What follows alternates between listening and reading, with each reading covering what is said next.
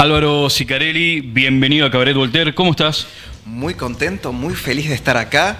La verdad es casi, como dijiste vos, canónico en el sentido personal de mi vida. Ok, acá. por favor, al micrófono. Perdón, acá. Sí. Vos sabés que estando en Buenos Aires, cuando compartí la historia de que iba a estar acá en Rosario y con ustedes, el nivel de llamados telefónicos, mensajes, celebrando que esté por ustedes, por supuesto, no por mí, políticos, intelectuales, académicos, periodistas, diciendo, Álvaro, llegaste. Ah, bueno.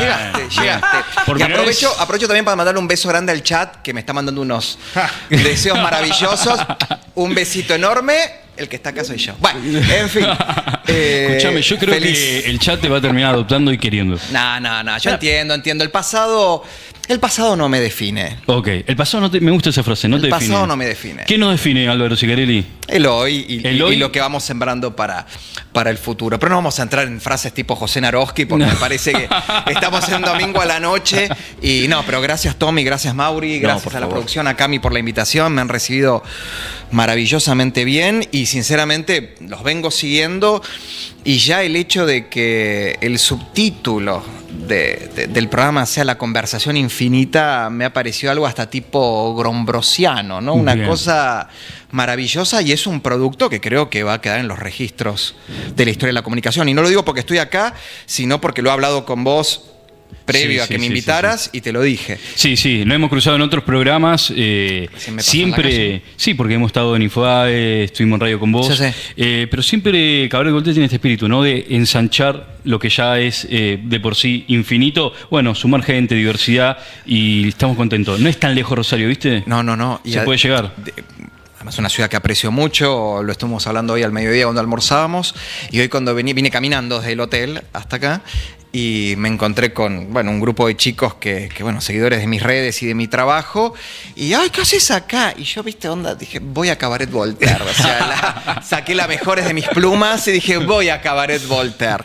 Así que, no, repito, muy, muy contento. Y ¿te gustó la columna, Mauri? Me encantó la columna. Muchas gracias. Siento que alguien leyó mi libro. Mi último libro. ¿Alguien lo leyó? Eso te estaba diciendo. ¿Alguien lo leyó? Eso mi tercer y último libro. Acá lo tenemos. Mira, la columna la escribí ayer, terminé el libro hoy. Hoy llega la parte de arriba y pero como anillo al dedo. Y de hecho, algunas cosas que yo había escrito las corregí leyéndote, eso sí. Varias cuestiones que aportar, por ejemplo, sobre este advisory board que fundó Reagan en torno a política espacial y que se linkeó con la iniciativa de defensa estratégica, la mal llamada Star Wars. Sí. Estaba compuesto por 3 grandes escritores de ciencia ficción, Jerry Pournelle, Larry Niven y Robert Heinlein, e Isaac Asimov, que era un irredento demócrata, pululaba satelitalmente porque no quería que exponerse como que estaba asesorando a un gobierno republicano y a un gobierno de un outsider, de un cowboy que ellos veían como te diría casi al principio se veía, ¿no? A nuestro hoy presidente. Sí, y Trump Javier Milei, y a Trump, ¿no? Un grasa. ¿Cómo? Un grasa. Un tipo que venía de afuera. Vos fíjate que incluso Isaac Asimov fue extremadamente crítico de la gestión de Richard Nixon, que es un político de raza, un representante preclaro del establishment anticomunista del Partido Republicano, incluso también representante de la movilidad social ascendente del New Deal. Total. Recordemos además que Reagan primero fue demócrata, fue líder sindical. Pierde la interna con Kennedy. Y después a partir del 60 en adelante, con el fracaso del gobierno de Lyndon Baines Johnson, se vuelca al Partido Republicano y además para disputar la interna a gobernador de California. Pero efectivamente Ronald Reagan era un ávido lector de ciencia ficción, pero desde su tierna infancia. Recordemos que además él fue actor entre la década del 30 y el 50, donde... Te iba a decir que en un momento estaba de moda las películas de cowboy, y las que las reemplazan son justamente las de ciencia ficción, cuando el espacio exterior... Toy Story. Exacto. Toy Story. Toy Story. Bueno, Toy Story 1. ahí tenés, entre los dos personajes, la interna histórica de la producción mainstream y popular de la cinematografía, el western spaghetti o el western clásico con la ciencia ficción. Y en este caso, además se linkea con otro personaje, este advisory board, que es extraordinario, llamado Herman Kahn, que fue uno de los fundadores del Hudson Institute, que fue uno de los think tanks del reaganismo en sus inicios. Trabajó muchos años en la Rand Corporation, que es el gran think tank de la Fuerza Aérea Norteamericana y que le provee brief de inteligencia y de perspectiva estratégica al gobierno norteamericano, y que además es el creador de los estudios del futuro modernos, por lo menos la escuela norteamericana, y que se dice que Kubrick se inspira en el personaje de Dr. Strangelove, que era un alemán muy curioso, ¿no? En una mezcla entre Herman Kahn y Henry Kissinger. Qué loco, porque Doctor Strangelove es del 64 y Failsafe es del 64. O sea, son guiones clonados y uno satiriza al otro el mismo año. Me llama mucho la atención. Curiosamente, hubo un robo ahí, me parece, de guión, una filtración. Curiosamente, porque Kissinger todavía no era secretario de Estado, primero consejero de Seguridad Nacional y luego secretario de Estado. Y ya estaba inspirada en él la película. Pero porque él ya era... Kissinger tuvo la particularidad, además de ser más allá de las apreciaciones personales que podamos hacer nosotros, un extraordinario académico con una producción académica enorme, partiendo por su tesis doctoral, que después se transformó en un ensayo llamado Un mundo restaurado, sobre los procesos de reconfiguración post-guerras napoleónicas y la idea de equilibrio, balance of power, ¿no? De equilibrio de poder. Y además fue de los primeros en utilizar los medios mainstream, ir a los programas de radio, ir a los incipientes programas de televisión sobre interés general, y además tenía fama de Don Juan, ya tenía fama de estar con mujeres escandalosamente bellas y seductoras. No por nada él después con el tiempo le dice a Mao, cuando visita, la primera visita que hace a la China maoísta, Mao le pregunta que cómo podía ser que un hombre feo y gordo como él pudiera tener a las mujeres más lindas, ¿no?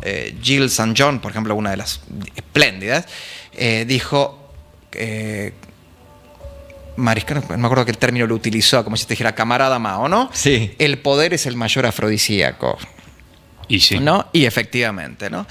Claramente nunca lo tuvimos nosotros, no podemos decir el poder real, entonces no. Escribe particularmente lindo. Yo encaré China y la diplomacia y son lecturas... Traducciones muy buenas al español, además. Sí, ¿no? Sí. Muy buenas. Sí, un estilo muy claro. Entonces Kubrick lo conocía de que era este tipo que hablaba de disuasión nuclear, hablaba ya de la idea de la détente, con la distensión con Rusia, y era un personaje extraño. Además, Kissinger, origen alemán, judío que escapa de la Segunda Guerra Mundial, tenía un acento, hablaba de forma muy cerrada el inglés con acento alemán, un personaje increíble, muy curioso, y bueno, y era llamativo. Pero esto que pase en la década del 60, principio del 60, se da cuando hay un cambio de la visión estratégica norteamericana frente a la Unión Soviética. Pasan del New Look de Eisenhower a la idea de respuesta flexible de Kennedy y McNamara. Entonces, Kissinger empieza, yo creo que como muy buen hegeliano, si bien todos los biógrafos dicen que él era un kantiano, un post-kantiano, yo creo que tenía mucho de Hegel, la idea de buscar síntesis superadoras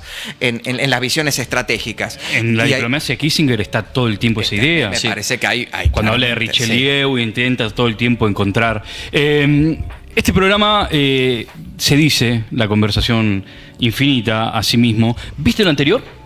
¿Viste el de Borovinsky? Lo vi. Bueno, ¿Te puedo contar una anécdota? ¿Cómo fue esto? Pero una sola cosita. ¿Qué persona televisiva? Una cosita más sobre la Guerra de Malvinas. Sí. Vos dijiste que... un capítulo más atrás. Que también estuvo, pero por lo que dijiste de la editorial en torno a Reagan, hay que recordar un personaje que era la embajadora de los Estados Unidos en Naciones Unidas, Jane Kirkpatrick, que era una profunda defensora de la posición argentina frente a Malvinas, por una idea que quizás también es muy discutible, que era propia del grupo, el movimiento neoconservador del cual Jane Kirkpatrick formó parte, de la idea que para la propia estrategia norteamericana de contención del avance soviético, principalmente en el tercer mundo y en el mundo emergente, era bueno llevarse bien con los gobiernos autoritarios de América Latina. Entonces, Jane Kirkpatrick defendía en la Casa Blanca que Estados Unidos tenía que mantenerse equidistante de este diferendo que terminó en la guerra de Malvinas, rompiendo además la tradición de alineamiento automático con sus primos, ¿no? Con los británicos. Así que le mandamos un cariño donde esté Jane, no sabemos si está arriba abajo. Incluso vino varias veces a la Argentina y ahí poniéndose en contra con todo el equipo de seguridad nacional de Reagan, con Brent Scowcroft a la cabeza, con Alexander Haig, que era el secretario de Estado. Así que teníamos una aliada muy importante, porque ustedes saben que el embajador de Estados Unidos en la ONU tiene rango de ministro, es miembro del gabinete. Mira vos. No sé si, no creo que con Trump se mantuvo. O sea, no era un personaje. Sí, no era menor. No, era un personaje muy importante. Perdón, bien, tengo acá tu libro. La pregunta de Tomás. Exactamente. Perdón. Y vi el programa y me encantó. La guerra de las superpotencias. Vamos a arrancar a hablar de este libro. Y el presente. No me entró por todo, perdón. Ahí lo ven. Perfecto. Y Tomás Borovinsky, un gran debut de Cabaret Voltaire, te dejo una pregunta. Te la voy a formular así, y es: ¿quién va ganando la guerra entre China y Estados Unidos? Ninguno. ¿Ninguno va ganando? Ninguno, y ninguno la va a ganar. A ver. Porque nos encontramos, por lo menos en lo que yo entiendo, y está en parte esbozado en este libro, pero más en el segundo, El Gran Juego, la Guerra Fría entre China y los Estados Unidos, en la idea de que estamos en un empate asimétrico y estructural, en términos técnicos, ¿no? Sí. En donde estas dos superpotencias tienen ventajas estructurales sustanciales y muy importantes, pero ninguna de las dos puede imponerle condiciones prohibitivas a la otra. Prohibitivas definitorias, sacarla de carrera. A ver, a grandes rasgos, uno puede decir que efectivamente Estados Unidos es la superpotencia con mayor proyección global en términos políticos, económicos, militares, tecnológicos y culturales. Efectivamente, eso es indiscutible. Dicho sea de paso, hoy por hoy, la agenda global la marca la administración Trump, pero la marca unos Estados Unidos que volvió a tomar tras el impasse de Biden, que no sabemos si estuvo, si no estuvo, ¿no? El pulso geopolítico.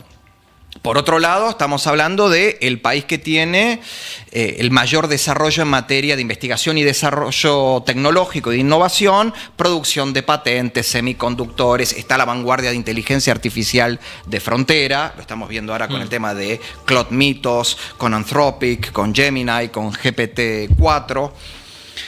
Y también claramente es el que todavía marca el pulso fuerte en materia de comercio global. Pero por el otro lado, China tiene una capacidad de manufactura escalable, progresiva y factorial que asombra hoy. O sea, los principales técnicos en materia de pensar los procesos industriales de cara a la cuarta década del siglo XXI en Estados Unidos no lo pueden comprender.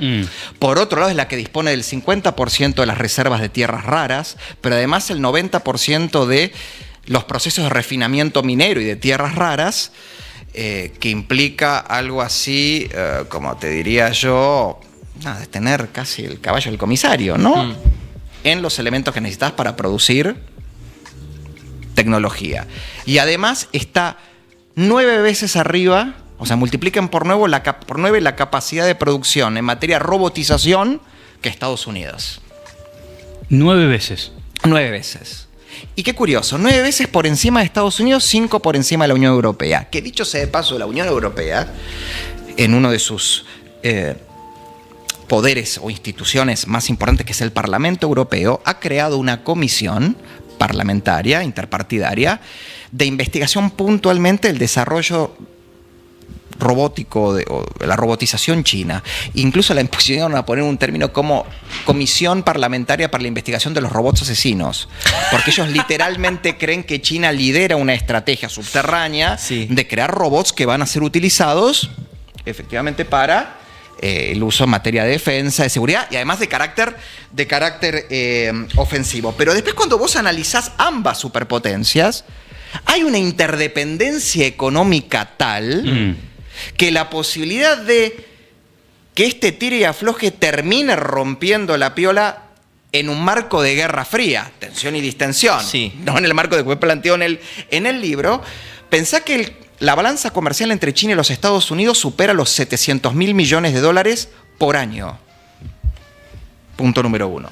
Punto número 2. China tiene el 3%, es tenedora del 3% de la deuda del Tesoro norteamericano. Pero por otro lado, Estados Unidos controlando el SWIFT, que es como el gran WhatsApp, ¿no? Del sistema financiero y bancario, ¿no? El que genera las grandes autorizaciones de pago interbancarios, hace que el dólar siga siendo la divisa primaria a nivel global y que sea tan necesaria para la propia China en su estrategia de expansión económica. Por lo cual en este empate, te repito, asimétrico, porque hay asimetrías de los dos lados, pero que son estructurales en los dos proyectos estratégicos, hace que entremos quizás en una segunda etapa de profundización, los próximos 25 años o 20, dependiendo, hay analistas que dicen 20, 25 años, donde esta contienda bilateral va a fondo.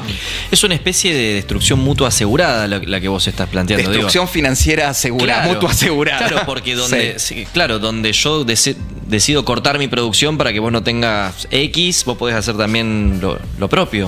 Exactamente. Y en esta segunda fase, que para mí va del 25 al 45, o sea, 2025 al 2045, unos 20 años más, la segunda y última fase de esta contienda, de esta Guerra Fría, de esta contienda bilateral, va a tener por lo menos aspectos que van desde la guerra tecnológica, donde ahí la estrategia va a ser mancomunada, la negación estratégica de recursos entre ambas. Entonces Estados Unidos le va a negar estratégicamente a China el acceso a patentes y el acceso a tecnología crítica para que... ¿Y le importa a los chinos el acceso a patentes?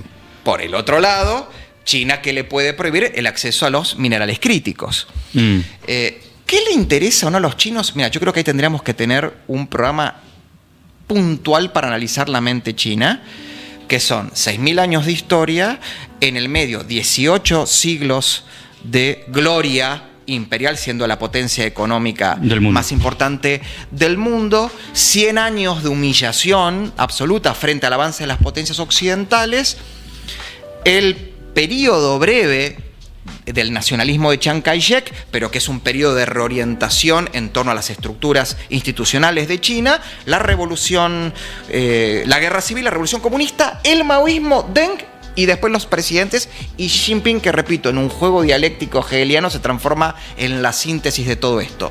Porque es muy difícil poder hoy decir, ¿les interesa o no? ¿Sí o no? ¿Viste?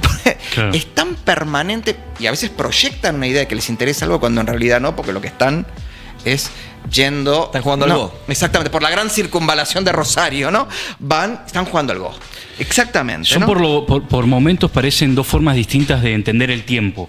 Y esa metáfora de los juegos, del ajedrez y del Go es interesante. Alguien acá algún invitado previo a mí lo planteó. El ajedrez es un juego de avance y retroceso y de captura, para que en algún momento haya una victoria total frente al adversario. El juego del Go se basa en el cerco estratégico, pero se basa fundamentalmente en la paciencia estratégica del juego.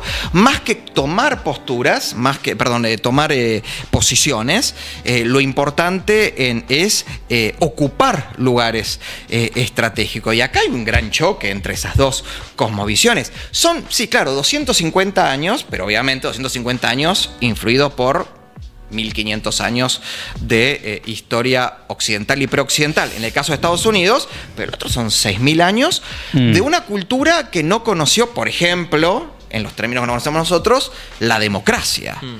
Y no ha conocido la deliberación. Bueno, un colega nuestro, más tuyo que mío, Iván Jagroski, dijo una vez, los chinos no tienen el problema... ¿Es más mío que tuyo? ¿Eh? ¿Es más mío que tuyo? Porque vos sos periodista, yo soy un analista, gracias, y soy un teórico, ¿no? Jagroski. Que los chinos no tienen el problema de la democracia. Bueno, vamos a llegar ahí porque también hay una idea acerca de la temporalidad y el tiempo. Hay una encuesta del chat para que vean que es en vivo. ¿China o Estados Unidos? ¿Quién gana? La pregunta es, ¿quién va ganando o quién va a ganar? ¿Quién va a ganar? ¿Quién va a ganar? ¿Quién va a ganar? Un boxeo. Y por ahora ¿quién gana? Por ahora, sí. gran ventaja de China. Wow. Era altísimo. Quiero ver si el programa va a cambiar la tendencia o la va a reforzar. Exactamente. Bien. Yo lo que quiero decir que no es lo que vos del otro lado querés que pase. Bien. Es lo que pensás que va a pasar. Bueno, o sea, sean honestos. Quienes están ahí nos pueden poner like, como siempre nos ayuda mucho. Tenemos otra pregunta ahora, ¿no es cierto? ¿Me puedo agregar una cuestión más en torno a esta fase de profundización del choque entre las dos superpotencias? Es que luego de esta confrontación, que se profundiza la confrontación por negación estratégica de recursos, viene, a mi entender, ya la militarización, principalmente de la zona del Indo-Pacífico, en la cual se van a fortalecer los bloques rivales desde sus estrategias de defensa. Por un lado, el AUKUS, ¿no? Que es Australia, United Kingdom y United States, o sea, Australia, Reino Unido y los Estados Unidos, y el Quadrilateral, ¿no? Que incluye a India y a Japón, por un lado. Y por el otro lado, la ruta y la franja y la ruta, con lo que se conoce como el diálogo de Shanghái, que actúa como un pacto todavía no consolidado de seguridad cooperativa entre China y sus aliados, principalmente en Eurasia.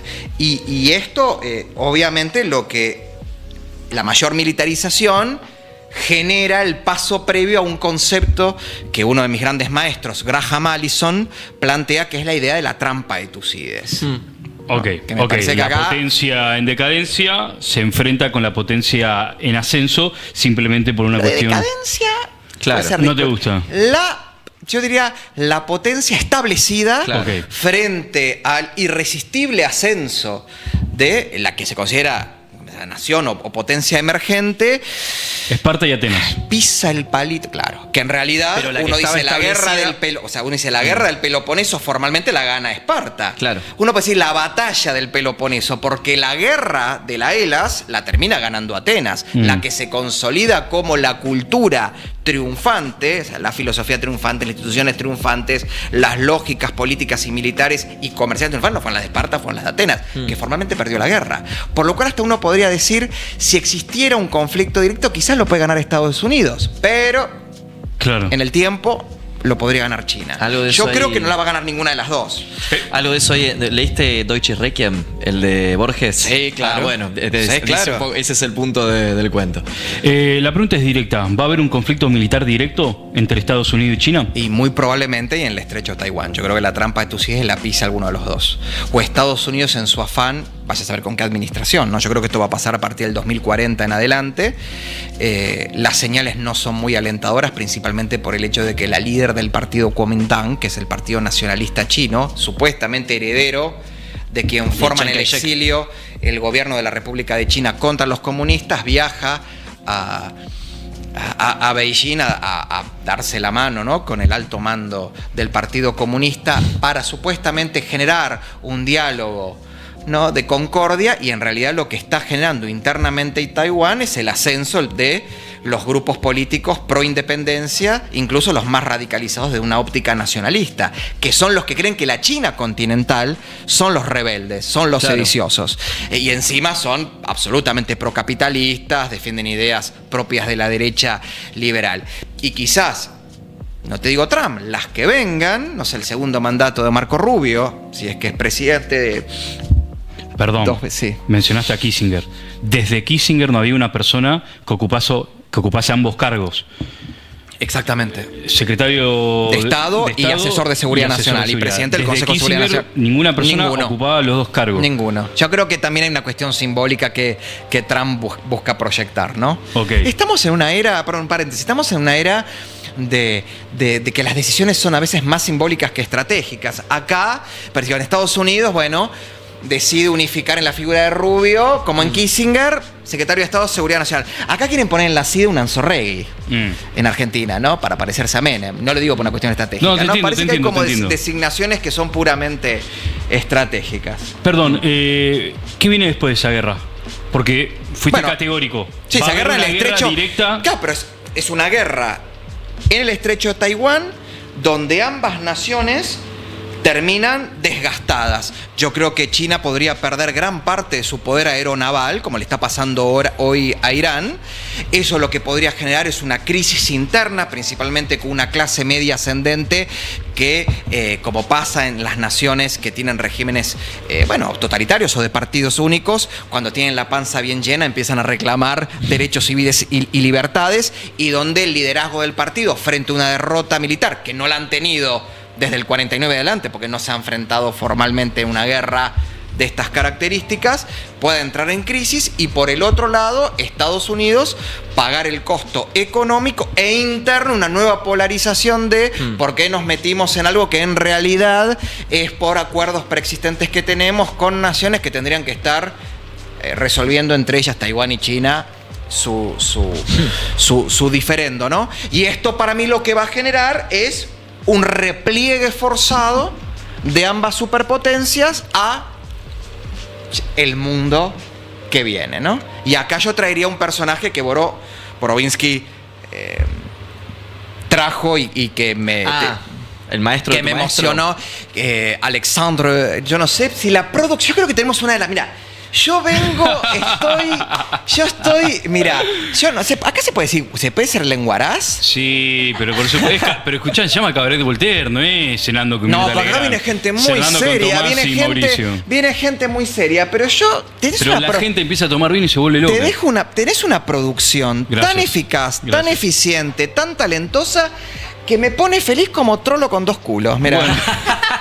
Te juro. Ganan 2 mangos, pero bueno.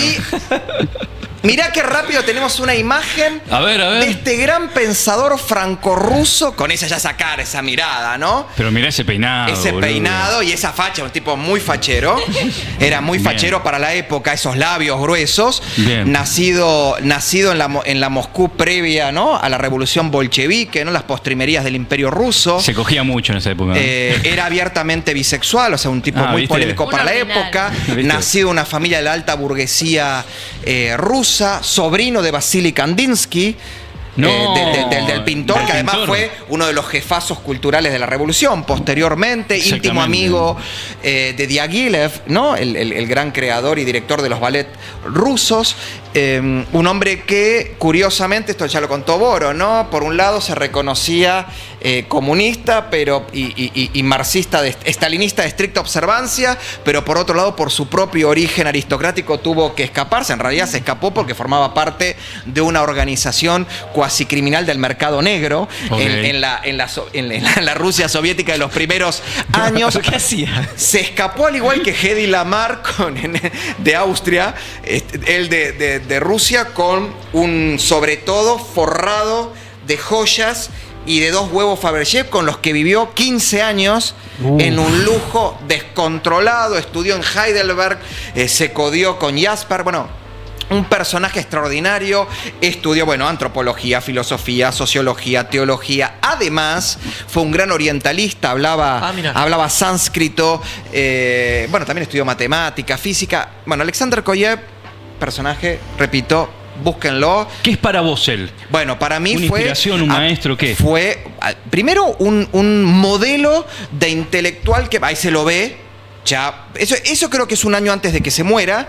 En 1966-68, que se muere en Bruselas, porque además Koyev, de ser un intelectual, fue un hombre de acción. O sea, es un hombre que acá tuvimos un personaje, no a ese nivel, que fue Rogelio Frigerio Abuelo. Un hombre que fue intelectual y que además fue un hombre de empresa y un hombre de acción política. Pensé me iba a decir Sofovich. De Clarín, del MID. Claro, además un estudioso, ¿no? Un hombre que... Sí.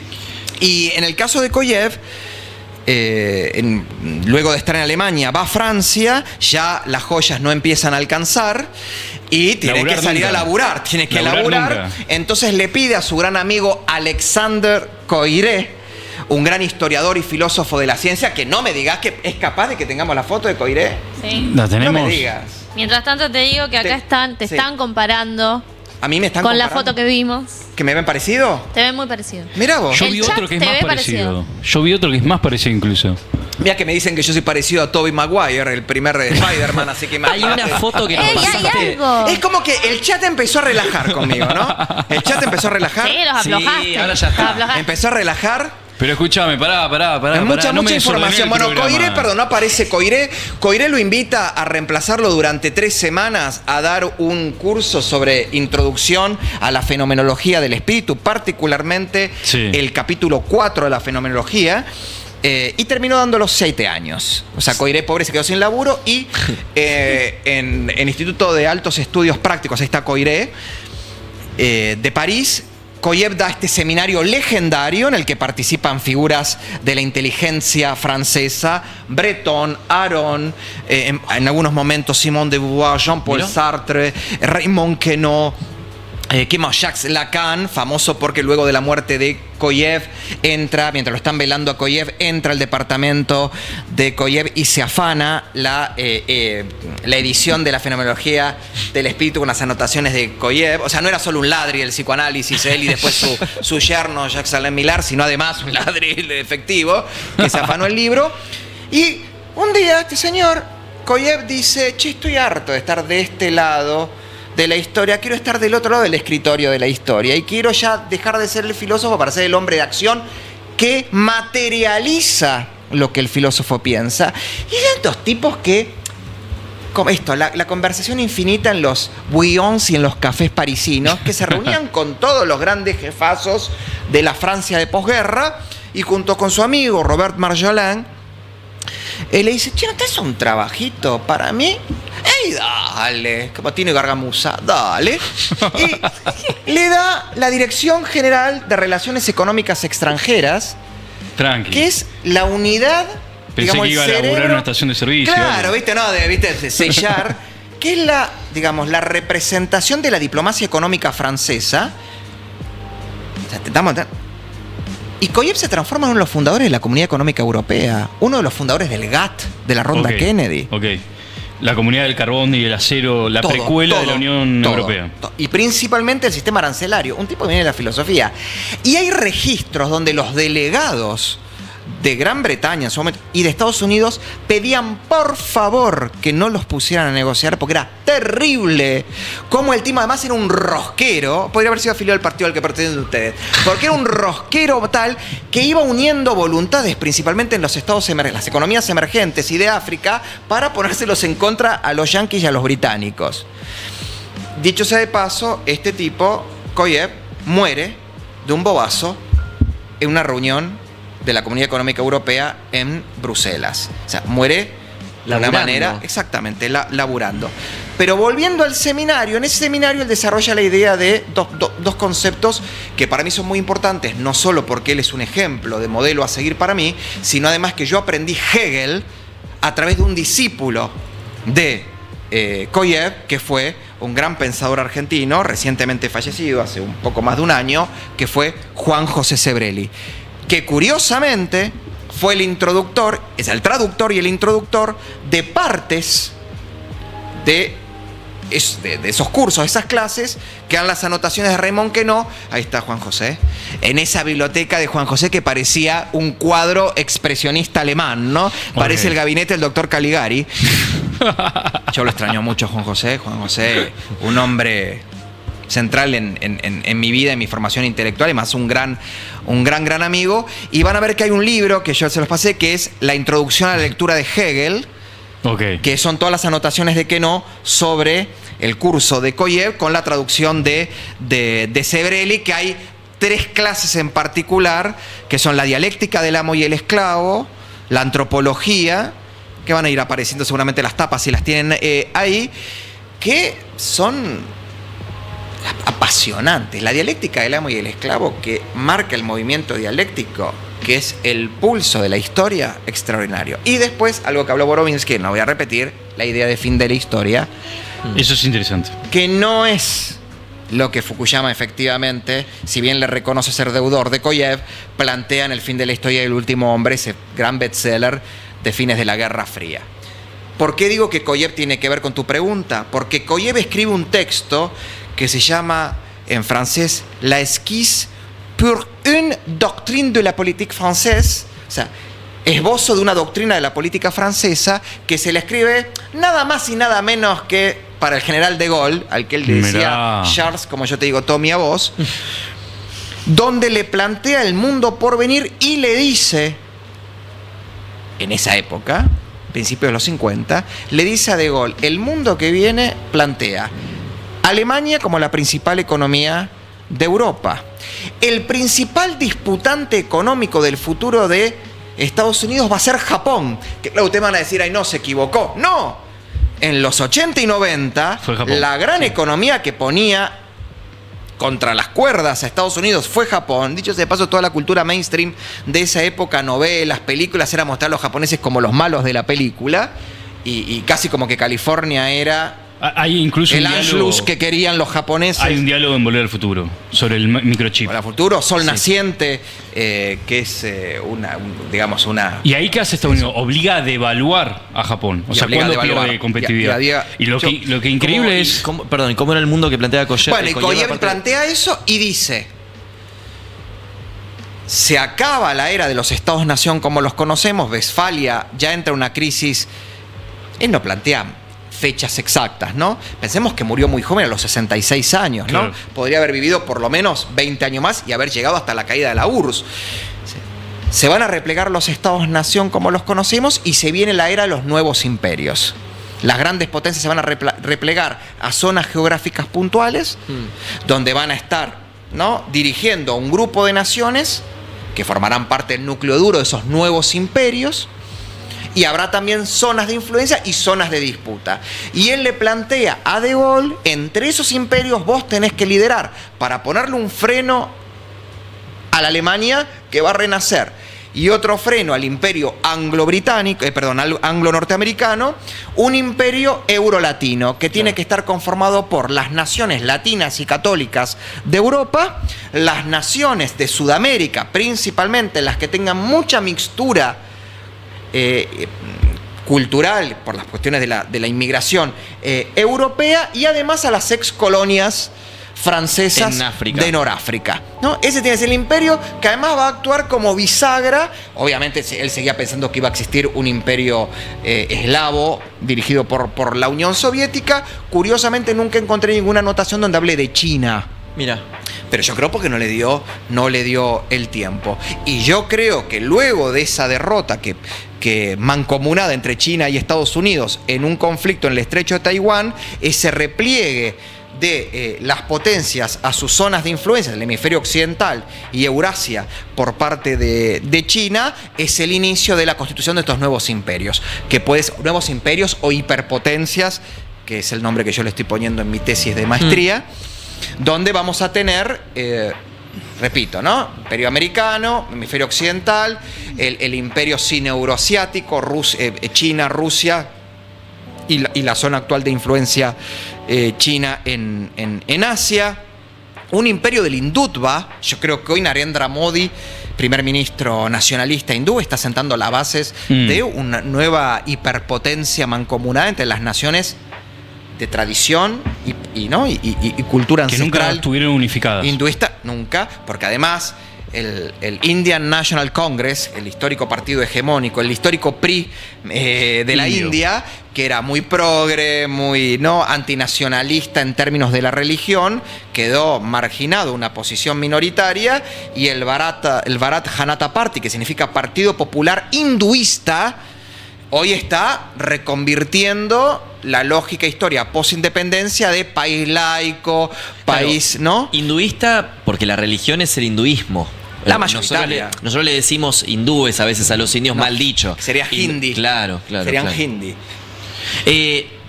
Y Sicarelli le sigue dando. Empiezo a pensar que Koyev sería un personaje solo para hacer un programa solo sobre él, pero estoy obligado por el espíritu de nuestra productora y del guión que muy bien hemos armado durante esta semana a continuar con lo que teníamos planificado. Y habiendo leído mucho por las ramas, tu libro, no, por favor, aparte teníamos muchas imágenes, estaba todo muy pensado. Habiendo leído tu libro, Álvaro Ciccarelli, La guerra de las superpotencias, me veo obligado a preguntarte, ok, el día de mañana hay una guerra entre los Estados Unidos, una guerra, bueno, no va a ser convencional exactamente, entre los Estados Unidos y China. ¿Cuál es el teatro de operaciones de la futura guerra entre Estados Unidos y China?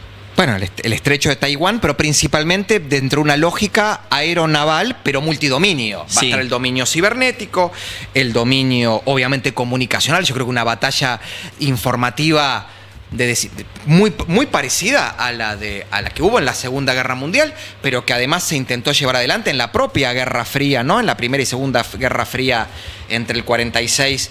Viste que algunos dicen 46 y terminan en el 89, otros te dicen en el 92 con la caída formal de la URSS, donde esto que estamos sabiendo ahora ay, Dios mío, conspiración de los rusos que pagan $280.000 a unos medios pedorros para que hablen mal de Milei y su amistad con Zelensky. Es una pedorrada, no tienen ni idea de lo que viene. La deepfake va a ser una cosa de niños con lo que estas dos superpotencias, que además van a tener potencias y potencias medias alineadas, trabajando además como proxies.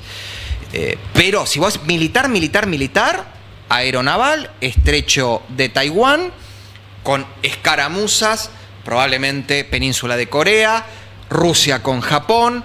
Habrá que ver qué puede llegar a pasar también en la zona de Australia y Nueva Zelanda. Esto es especulativo, pero donde efectivamente se va a poner en juego y donde uno podría decir que hoy China está expectante a cómo actúa la Marina norteamericana en el estrecho de Hormuz y la capacidad de despliegue y del uso de nuevas armas o de armas no convencionales que no son de destrucción masiva, pero que actúan también los drones, bueno, y la inteligencia naval. Y me acordé de algo que dijiste que era muy importante en tu editorial, porque yo soy una persona, cuando vengo invitado, escucho mucho a mis anfitriones. Hablaste del tema, y lo hablaste vos también, del tema del uso de la inteligencia artificial en los sistemas de alerta temprana nucleares, ¿no? De uso de armamento nuclear, y lo planteaste en torno a la película, que era Matthew Broderick, el actor, ¿no? Exacto. Sí. Matthew Broderick. En noviembre del año 2023, post cumbre de Joe Biden y Xi Jinping, se reúnen en Suiza los altos mandos de la Comisión Militar Central del Partido Comunista Chino con miembros del Consejo de Seguridad Nacional norteamericano a discutir y acordar que los sistemas de alertas tempranas de uso de armamento nuclear, o sea, si un misil balístico intercontinental va camino desde China o de un aliado de China hacia Estados Unidos o un aliado de Estados Unidos, sea detectado, y en realidad para que haya retaliación, siga siendo administrado por el recurso humano y no por la inteligencia artificial. Es decir, esto no es especulativo. Un límite te pido. Y Álvaro Ciccarelli, ¿qué pasa? ¿Qué pasa con el espacio exterior? La última frontera. La última frontera. Enfócame. Hice mi última nota con esa. Vos sabés que esto tiene una cosa que es religiosa. Paz y prosperidad. ¿No? Existe. ¿Sabés qué es esto es saludo vulcano. Somos Treki. Perdón, generemos por favor un meme en este momento. Gracias. Con la misma mano todos. Quien quiere hacer una captura de esto y desorientar absolutamente a qué se trata. Levanto la ceja como los vulcanos. Claro, exactamente. Star Trek, muchachos. Si no, miren la original. No todas las pedorradas ¿Sabés del qué significa esto? Leonard Nimoy era un judío ortodoxo, formado en el judaísmo ortodoxo. Y esto era, no lo puedo hacer. A ver si me ayudas a. Juntame todos los dedos, por favor. Estos dos dedos. Ok. A ver si puedo. Ya está. Bueno, ya está, Tommy, ya porque estamos pasando. Esta es la forma en la cual el sumo sacerdote en el templo de Jerusalén bendecía a toda la multitud. De esta forma. No me diga que es una sabia opcionista. ¿Cómo? Es una sabia opcionista. No me diga. Bueno. No empecemos con las polémicas, chicos. No me digas, Star Trek. ¿Cómo llegamos a esto? Bueno, la última frontera. ¿Es posible que se convierta en un teatro de operaciones de una hipotética guerra del futuro del espacio exterior? Totalmente. Y en un capítulo, ahora en serio, en los últimos capítulos de mi libro planteo la idea de reformular la iniciativa de defensa estratégica de Ronald Reagan, la idea de crear un gran domo geoestacionario que neutralice las armas nucleares a través de láseres de amplificación térmica, que es lo que ellos habían pensado, pero que sea una estrategia mancomunada entre la Unión Soviética. Soyuzne, Bushina, Publix, Badonia. Ahí está para mis ex camaradas mileístas que dicen que siempre fui un comunista. Yo, ahí ya está, lo descubrí. Parezco lo de los Simpsons cuando viste. Nunca nos fuimos. Claro, perdón, me salió adentro, perdón. Entre China y los Estados Unidos. Y ya que estamos trayendo cosas del mainstream y de los cómics, ¿dónde sucede esa unión pacífica codefensiva entre, bueno, en este caso es la URSS y Estados Unidos. En Watchmen, contra el peligro del Doctor Manhattan. Porque son schmittianos, boludo. Pero claro, y peronistas también. Porque ¿No entendieron de qué se trata el programa? Porque la humanidad... Cicarelli, próximo canciller y asesor de seguridad nacional de un gobierno peronista de derecha popular y nacional. Ahí lo dije. Humanidad no es una categoría política hasta tanto y en cuanto no haya aliens. Cuando haya aliens, como bromeaba Ronald Reagan, ahí se va a unir la humanidad. Bueno, perdón. La exopolítica, que es, hoy podríamos decir que es como una pseudociencia social, que empieza especulativamente a analizar cómo se van a redefinir los conceptos políticos y dentro de ellos los diplomáticos, la estrategia militar, cuando la especie humana tome contacto con una especie extraterrestre inteligente que ha tenido la capacidad de poder viajar y tomar contacto con nosotros, que lo podemos ver también en el problema de los tres cuerpos, ¿no? Que se ve perfectamente. Es muy interesante, hay una película. Bien, Tommy? Yo estoy muy bien y te voy a hacer una pregunta que te va a encantar.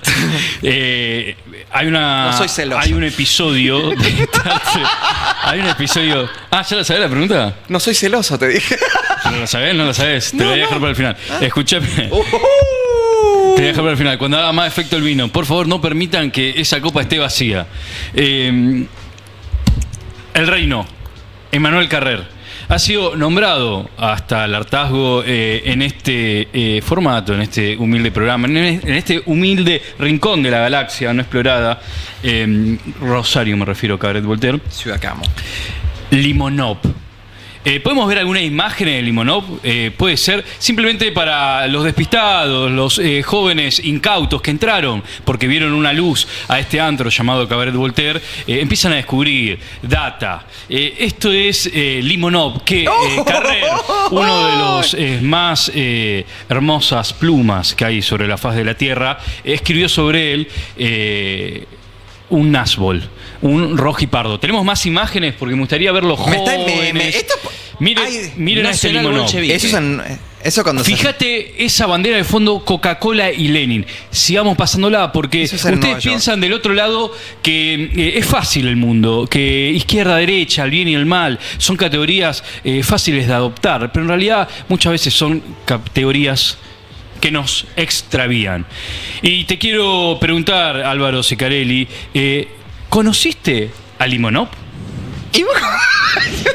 Cuando ves las fotos digo, ¿esto que viene? ¿Y vos cómo sabes que yo conocí? Soy periodista, tengo información. No lo conozco. Me dejaste recontra offside. Yo viví unos meses en Suiza hace exactamente 22 años atrás. Yo tengo 44 años. Y... boludo, me dejaste offside. Y en el Café Odeon de Zurich, un café histórico, además una de las primeras expresiones Art Nouveau arquitectónicas de Zurich, yo estoy en ese café con el chico con el que salía. Claro que soy homosexual, por si no se dieron cuenta. Y estaba en el café, un café, digamos, una versión Tortoni high class, carísimo en ese momento. Me acuerdo patente, me acuerdo hasta la dirección, porque yo me tengo que aprenderme de memoria, no es como ahora que tenemos GPS, Waze. En la Limmat-Quai 2, o sea, no sé, Boulevard Limmat 2. Me acuerdo patente. Y yo estaba en una mesa con el chico con el que salía, Mario, te mandamos un besito, fuiste lo peor que me pasó, pero no importa. Y había 2 mesas así como enfrente nuestras, y yo escuchaba, efectivamente, yo al día de hoy no sé quiénes eran, decían en francés, me llamó la atención eso, decía Limonca, no entendía nada. Y estaba este señor, como lo vieron, con ese pelo parado así, mucho más joven, no tan joven como en la... Como en la primera, claro. Uy, no sé cómo llegamos acá. Claro, así, estaba así, un poco más joven así. Me llamó poderosamente la atención, se notaba un tipo hipermusculoso. Y yo, chicos, les juro, por mi salud se lo juro. Yo era 24 años atrás, flaquito así, pelo lacio, todo, y el tipo me clavaba la mirada. Me había violado 3 veces con la mirada. Y le llamaba la atención porque el chico con el que yo salía era... El chat dice, lo pasó valor. Ojalá, porque me hubiera encantado tener esa experiencia. Yo salía con un chico negro, divino, un chico muy lindo. Mario negro, sí. Mario era negro. Negro. Negro, Mario. Pensé que era medio Mario González. ¿Cómo se dice? ¿Cómo era el apellido? Negro, blanco. Vamos a cuidarlo. Hijo de un brasilero y de una suiza. Mirá. Linda combinación. Brasilero afro. ¿Se puede decir negro, no blanco? ¿Cómo se tiene que decir acá? No, está bien, negro. Acá es cero woke este programa, ¿no? No, claro, ya estamos curados. Y limonca, que yo... Y era entre el asombro y medio el rechazo. Y me acuerdo, yo que hablo francés, que decían como, es un asesino, el asesino este. Y el asesino, qué sé yo, quedó ahí. Pensemos que internet... ¿viste? No, claro. Yo limonca. Y después, bueno, con el tiempo descubro quién era Eduard Limonov, que ahí en la época, en la foto que es jovencito, esa foto creo que estaba en New York, se hacía llamar Edishka, que fue... sí. Limonka, que es un juego entre Limonov y Granada. Exactamente. Sí, él tuvo... bueno, es increíble. Fue francotirador en la guerra de Kosovo. Lo hemos en el libro sobre Limón. Sí. Pero me dejaste, ¿pero a quién te pasó ese dato? Eso todavía no está escrito. No estaba escrito Limonov de Carrer. O sea, era una leyenda. ¿Cómo no? Yo tengo el libro en casa. No. Cuando vos lo viste. No, obviamente. No la había Año hecho 2006. Carrer bestseller. 2005, 2006. Por eso olvídate. te digo. O sea, era un Era personaje. tan llamativo, nunca había visto una cosa así. Yo lo que era el under de Lander y un tipo que se escapó de la Unión Soviética de Brezhnev, terminó en Nueva York, se hizo bisexual, volvió, peleó en Yugoslavia. Es una historia increíble, la tienen, la pueden ver. Le mando un saludo muy grande a Astro Mostra y lo invito. Lo invito porque no es un chico. Perdón, sorry. En algún momento pensé que podríamos hacer un gran programa los cuatro. Sí. Y viste que yo soy aficionado también eso me enteré. Es Astro Mostra. Le mandamos un beso. Es femenino. Este iba a ser un programa sobre Estados Unidos. Es un chico, lo conozco, boludo, pero su nickname. Es Astro Mostra. Pero se me metí un quilombo, perdón. Estás invitado. Uy, qué quilombo todo esto. Ya me tienen harto. Yo, chicos, discúlpame. Que venga y parte aclare. de una corriente de homosexuales heteropatriarcales. A nosotros nos gustan los chongos, nos gustan los hombres alfa, nos gusta abrir la puerta de nuestra casa y nos está esperando un tipo que me pida que le haga milanesas y otras cosas más. Y no, porque imagínate, yo te lo hablaba hoy en el almuerzo. Vos imaginate que yo vengo, no digo de Cabaret Voltaire, que me estoy sintiendo recómodo, feliz, contento, pleno, realizado y divino. Pero vengo, no sé, de pelearme con alguien en Crónica, en La Nación Más, que sea medio alterado, abro la puerta y del otro lado hay otra diva como yo, somos placa roja de Crónica, dos putos se acuchillan entre ellos y mueren Recoleta. Entonces yo necesito un modelo de hombre que a mí me genere estabilidad. Te hago una pregunta entonces. Sí, no sé cómo llegamos a esto. Te hago una pregunta. ¿Rosendo Grocopatel o Pedro Rosenblatt? Para una noche, ¿eh? ¿Una? Bueno. Gente con la que tenemos traba. A ver, me encanta cómo se le achinan los ojos a Pedro, su sonrisa, todo, pero Pedro me da el típico progre que en el fondo es un heteroconservador. Ah, sí. Pero no un heteroconservador como los que me gustan a mí. En cambio, Rosendo. ¿Te gusta Rosendo? Rosendo me parece un Jacob Elordi versión. Se escuchó sí detrás de cámara. Sí, ¿no? Se escuchó bien. sí. Acá la compañera Rosendo, si me está mirando nada, yo la verdad lo voy a decir al aire, total, el vino me pegó. Sí, iba a decir, menos mal que me frené porque estaba así como patada y que me cierra la boca porque teníamos todos denunciados. Gran programa. Qué basada la tapa, ¿no? Totalmente bien basada. ¿No la tenemos en imagen para ponerlo en? Sí, por favor, gracias.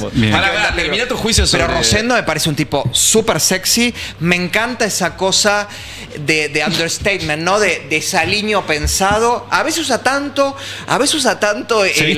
las camisas cuadrillé con la remerita abajo, está como disfrazado de lesbiana. No parece, ¿no? Como de chonca de lesbiana. Acá en el chat dice, al fin un programa que cosifican varones. Sí. Y podemos más. También me cosifican. Y podemos más. Mira la tapa, lo que es. Escúchame, me preocupa que no haya dado respuesta a Astro Mostra a la invitación. Me parece que espero que mi confusión no haya objetado y no haya generado ningún problema. Pero bueno, podría venir, estaría más que invitado. Puede venir. Están derrapando, bien. Bueno, chicos, estuvimos hablando de geopolítica, repliegue de superpotencias, nuevo orden mundial de hiperpotencias. No, boludo, yo salgo de este programa y me voy a confesar, boludo. Mañana, me parece sexy, mañana toco la puerta de primera iglesia, me cruzo. Que me cuesta mirar. Ahora que ya está. Tráeme un poquito más de vino, por favor. Bien, servile, por favor. Tenemos ahí. Acá la compañera tiene el rojo furioso que me sirve, me encanta. ¿Qué me sirve el vino? ¿Me tengo que levantar yo? No, boludo, te sirvo yo. Ahora que estás jugando con fuego te vas a quemar. A mí Rosendo es uno de los pocos tipos que me cuesta mirarlo muy seguido fijo porque es muy lindo tipo. ¿Sabes cuál es el otro tipo que me pasa lo mismo? Uy, Tomás Trapé. ¡Sí! Tomás Trapé. Tomás Trapé. Hoy fuimos a almorzar. ¿Podemos ir al restaurante? ¿Podemos decir al restaurante? ¡Genio! ¿Podemos ir al restaurante que fuimos a almorzar pescado o no? Bajada de España, jefe. Fuimos a Bajada de España y yo estaba con mi íntima amiga personal, Camila Aquilón. Yo le decía Aquilón, te voy a francesar. Le da estatus. Y yo de repente veo entrar un pibe de short negro, medio apretadito el short. Remera negra medio tipo rock, con esos pirinchos y unos lentes negros. Y yo, Camila, no me dejes mentir, ¿puedes intervenir? Sí, no, dije? Esto pasó, pero yo tengo que repetir tus palabras, la verdad me da un poco de... Y lo primero que dije fue, no, es mucho, dije yo. Es demasiado. Sí. Es demasiado. Pasó. No puede conjugar tan perfectamente inteligencia, lucidez, cultura, pasión por lo que hace, además con una estética tan seductora y tan de hombre que es impresionante. Y a mí me parece que lo peor que le hizo el wokismo a la especie humana es la destrucción de la masculinidad y la destrucción del hombre que además que sabe que es seductor lo utiliza para generar no solo deseo, sino placer, aunque momentáneo, en el quien lo observa. Y yo en esto brindo por este cambio de época también. Porque la derecha liberal auténtica y la derecha peronista se va a unir para realmente hacer grande la Argentina. Que vuelva la Argentina al mundo. Porque esto que nos gobierna no es derecha liberal. Esto es un término, un quilombo total. Y yo brindo por los hombres lindos, los hombres inteligentes. Gracias. Por los hombres. Y las mujeres que los hacen aún más grandes todavía. Por los hombres. Gracias, saludo a mi mujer, gracias, a mi novia. La tenés que conocer, boludo, te caería muy bien. ¿Tu novia? Sí. Si yo te dije. Debe estar muerta de risa en este momento. Bueno, voy a poner orden. Sí. Voy a poner orden con una intervención. Impunidad de producción se llama esto. Sí, por favor. Porque voy a hablar de lo que me dieron ganas de hablar. Álvaro, el programa pasado que vos viste, estuvimos charlando con Tomás Borovinsky respecto del mundo de los videojuegos, algo que nos preocupa a algunos. Tomás no está muy al tanto de... Tomás Trapé no está muy ayornado, pero... No, perdón. Pero estábamos un poco... Pasé un momento muy bravo y ahora no sé cómo retomar. No importa. Te estoy salvando, Estuvimos charlando de videojuegos, estuvimos hablando de una situación que nos parece preocupante respecto del devenir de los no desafíos que plantean los nuevos videojuegos. Yo me enteré que vos tenés algún tipo de posicionamiento, quizás, algún pasado gamer del cual hablarnos y quería saber tu pronunciamiento al respecto. Yo, mi querida Cami, coincido con vos, pero yo por sobre todas las cosas estoy absolutamente preocupado por la gente que no sabe diferenciar Roblox de Minecraft, por ejemplo. Ya ahí estamos hablando de un desconocimiento de cultura mainstream que se lo perdono por todos los elogios que previamente acabo de detallar. Pero hay que ponerse a buscar un poquito con el, por lo menos con el... ¿Qué cosa? La diferencia entre Roblox y Minecraft. Porque empezaste a decir eso de los cubitos y qué sé yo, no importa. Pensé que era lo mismo. Pero no voy a profundizar. Hay que regalarle una soy Play. de la generación de la primera década del siglo XXI en el cual nos gustaban muchísimo los juegos de estrategia, principalmente, en mi caso, Warcraft y el Age of Empires, ¿no? Desgraciadamente vapuleados y destruidos por un hoy funcionario muy cuestionado que estuvo haciendo mucho de esto de jugar League of Legends y Age of Empires, que la verdad... Una persona, un ex pelado. La pelota no se mancha, pero me manchaba en ese juego de estrategia, desgraciadamente. A mí siempre me gustaron muchísimo esos juegos, gracias a mi querido hermano Ramiro, una de las personas que más amo en la vida, que además me va a ser tío ahora a partir de mayo, que van a ser mi sobrina Valentina. Mi hermano fue el que me introdujo, siendo él más chico, a los juegos de estrategia y a juegos incluso que no sé si fueron muy conocidos. Por ejemplo, uno que me gustó muchísimo es el Trópico. que yo era dictador de una isla del tercer mundo, y también lo llamaba Spore, o sea, espora, que creaba desde era una microcélula hasta una... Me encanta porque el compañero allá, ¿cuál es tu nombre? Yo soy Jorge. Jorge, no, pues también lo jugaste el Espora. Sí. Mi hermano me bajó. Todo lo que venís nombrando. Mi hermano me bajó el Steam, el que yo bajaba los juegos de ahí. Después a uno llamaba el EVE, que era de exploración galáctica, ibas conquistando planetas. Y yo estaba maravillado con esos juegos, pero después se me fue. Se me fue no sé por qué. No sé, una cosa rara. No, dejé de jugar, pero durante años jugando. Mi hermano es más de los de juegos de primera persona. Incluso FPS. Mi hermano me dice un día: me acabo de bajar un juego basado en un libro de una filósofa que vos tenés varios libros en tu casa, BioShock, con el tema de Rapture, inspirado en la rebelión de Atlas, y que no me acuerdo el nombre del líder de Rapture, que se inspiraba en John Galt. ¿Sabes a qué se parece también a este proyecto que tiene Walt Disney antes de morir? El Walt Disney World, lo que terminó siendo Walt Disney World, que era Epcot. Claro. Exactamente. Amiga. Hay algo.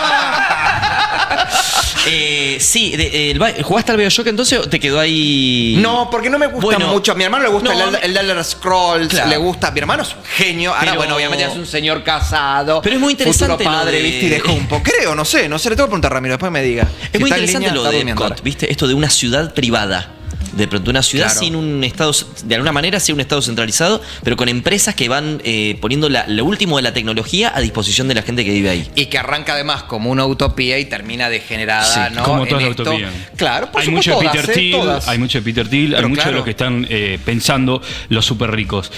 Tengo algunas imágenes para mostrarte. Esto, si se quiere, es el estado de situación, un poco también a propósito del libro que escribió Álvaro Ciccarelli, La guerra de las superpotencias. Incluso me gustaría preguntarte por la hiperpotencia, ¿no? A ver si existe. Pero son esos dos mapitas que tenemos ahí. Este es un gran meme, ¿no? Que habla siglo XIX, vos hablaste del siglo de humillación chino, adicto a los opioides, haciendo cosas, ¿no? Y ahora, justamente, eso se invirtió y vemos a China haciendo cosas y Estados Unidos adicto a los opioides. ¿Te tengo que contestar por la primera imagen? Vamos por la primera imagen. Esto es el resultado en el que estamos. Veámoslo, por favor, así nos la sacamos rápido de encima. El resultado actual, si se quiere, del comercio mundial. 2000 y 2024, ¿ok? En un cuarto de siglo esto, a una velocidad que nunca antes vimos en la historia, este ascenso. Con la primera imagen, te diría, Marx parafraseando a Hegel, la historia se repite dos veces, primero como comedia y después como farsa, ¿no? Okay. Esto efectivamente habla también. Vos sabés que hay un autor, no recuerdo el nombre en chino, que escribe un libro algo así como Apocalipsis América en la década del 90, donde plantea que la polarización y la crisis de las adicciones en Estados Unidos va a ser, ¿no? la bicha, ¿no? Que empolla, ¿no? Que empolla el huevo, ¿no? Y va a salir ahí la destrucción o la decadencia de Estados Unidos. Y en el segundo mapa, además de la cuestión de la presencia comercial o de la estrategia comercial de ambos países en 24 años, hay un mapa similar sobre la representación, la presencia diplomática de China en el mundo, y la supera a Estados Unidos. Estados Unidos hoy tiene un déficit de designación de funcionarios diplomáticos, incluso en países centrales. Una cosa como si le faltasen en Francia. Exactamente, algo así. Tiene que ver, ¿no? La idea de China está presente. China está, ¿no? Obviamente buscando marcar la diferencia. Si uno ve, por ejemplo, también cómo se desarrollan las iniciativas aeroportuarias, y por aeroportuarias, además de aeropuertos, puertos en África, que junto con el Ártico me parece que van a ser, dentro de esta contienda, profundización de la bipolaridad, los próximos dos escenarios de conflicto: Ártico, África, Antártico. Y Antártico, 2048-2049, fin del Tratado Antártico, ¿no? Entonces, lo hemos hablado muchas veces. Lo han hablado muchas veces. Sí. En eso China, en eso está por avanzada. Por otro lado, Estados Unidos le gana claramente en la cuestión militar, en la capacidad de despliegue, de equipamiento, de tropa. Álvaro, hay algo que, nunca termina de quedar claro y es cómo logró esto China. Sin duda hay mérito, sin duda hay una escala, sin duda hay una filosofía, sin duda hay un pueblo que cree en sí mismo. Ahora bien, también tiene que haber habido errores. Entonces la pregunta es, ¿China es el Frankenstein del proyecto globalista yanqui? Me encanta, te salió muy Nicolás Márquez. Muy Nicolás Márquez hablando de globalismo. Yo creo que sí, empolló el huevo a la serpiente. Cuando Nixon decide hacer la apertura con China para transformar a China en un nuevo frente conflictivo en términos estratégicos de la Unión Soviética y de forzar a China a las reformas que mucho después, varios años después, ya en el gobierno de Carter lleva adelante Deng Xiaoping, que es la apertura económica, las zonas económicas exclusivas, la erradicación, el shoring de el complejo industrial occidental. En China pensaron que China con las panzas llenas y platita para comprar y viajar se iban a quedar contentos y que el factor político-militar no iba a ser.